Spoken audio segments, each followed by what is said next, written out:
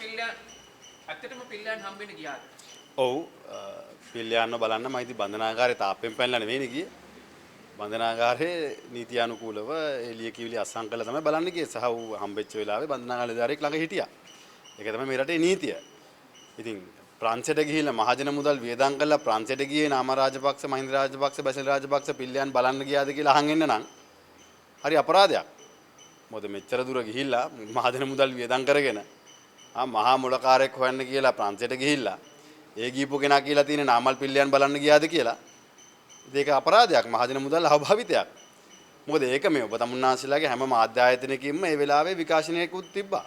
මාධ්‍ය අරගෙන ගියා අය තනියෙන් හොරාට හැංගෙන හොරාට මේ බන්ධනාගාරේ තාප්පෙන් පැනලා රාය ගිහිල්ලා හම්බෙලා කතා කරලා ආය තාප්පෙන් පැනලා ගෙදර ආවේ නැහැ. ඒ හින්දා මේ පැහැදිලිවම අපිට පේනවා දැන් මේ පාස්කු විරුද්ධ ප්‍රහාරය සම්බන්ධයෙන් දේශපාලනීකරණය කළා.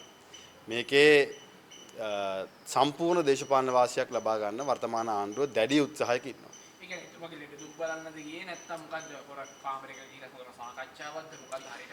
මම දන්න විදිහට නම් බන්ධනාගාරය ඇතුලේ හොර සාකච්ඡා කරන්න බෑ. සහ ඉතින් හොරාට සාකච්ඡා කරන්න ඕන නම් මම යන්නෙත් නැහැ. මම යන්නේ නැහැ නෙමනම්. මොකද ඒක හොර ගමනක් නේ. අනික පිල්ලයන් කියන අපේ හිටපු මහමැතිවරයෙක්. අපි එක්ක මැතිවරණවල දේශපාලනය කරපු කෙනෙක්. ඒ වගේම යහපාලන ආණ්ඩුව කාලේ ඔහු දේශපාලනික වශයෙන් අත්අඩංගුවට ගත්තේ. ඒ යහපාලන ආණ්ඩුවේ දේශපාලනික සිරකරුවෙක් විදිහට ඔහු හිටියේ. අදටත් මම විශ්වාස කරනවා මේ ආණ්ඩුව මොනවා කිව්වත් ඔහු මේ රටේ ත්‍රස්තවාදය අවසන් කරන මම දැක්ක පහුගිය දිනක සරත් ෆොන්සේකා හිටපු හමුදාපතිවරයාත් ඒ පිළිබඳව පැහැදිලිවම කියලා තියෙනවා. මේ යුද්ධය අවසන් කරන විශාල කැපවීමක් කරා. ඉතින් වෙන කෙනෙක්ට යම් අසාධාරණයක් වෙනවා නම් ඒ වෙනුවෙන් පෙනී හිටින්නත් අපි දෙපාරක් කල්පනා කරන්නේ නැහැ. දැන් සුරේෂ් සාලේ බුද්ධ්‍යංශ ප්‍රධානියා. අද ඩයස්පෝරාවේ අවශ්‍යතාවයටද ආණ්ඩුවේ අවශ්‍යතාවයටද මේ දේශපාලනික අවශ්‍යතාවයකටද කියන කාරණේ පිළිබඳව මේ රටේ ජනතාව තුළ යම් තක්සේරුවක් තියෙනවා. හැබැයි ඉතින් පැහැදිලිවම මේක දේශපාලනික වශයෙන් මෙහෙවන්න ආණ්ඩුව අද කටයුතු කරනවා. සාමාන්‍යයෙන් රූකඩ නටවන්නේ නූල් වලින්.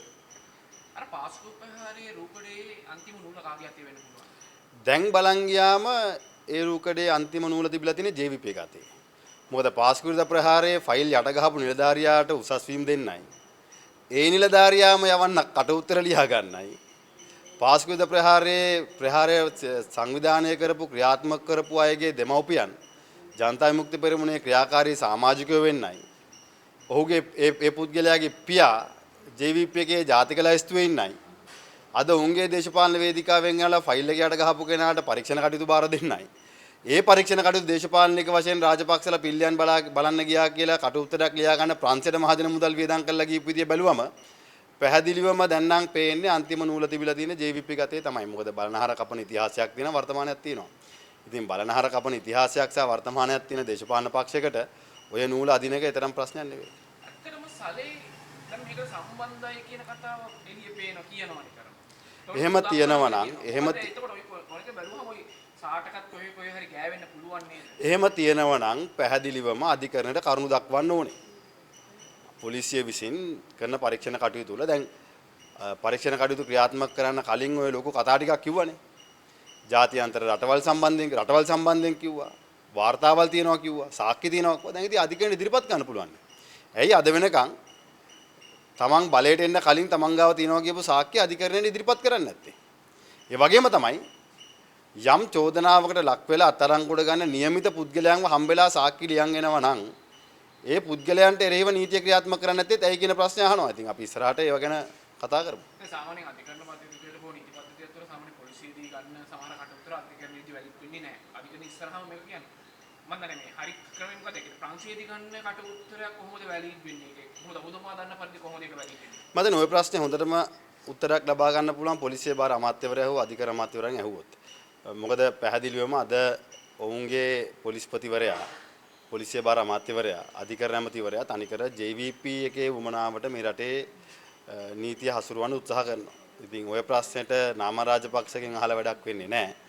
ওই ප්‍රශ්නෙට උත්තරය අහන්න ඕනේ අධිකරණ ඇමතිවරයාගෙන්. මොකද බලහත්කාරයෙන් තමන්ටත් අත්වන ඉරණම බෙල්ලවැල දා ගැනීම කියලා තර්ජනය කළා.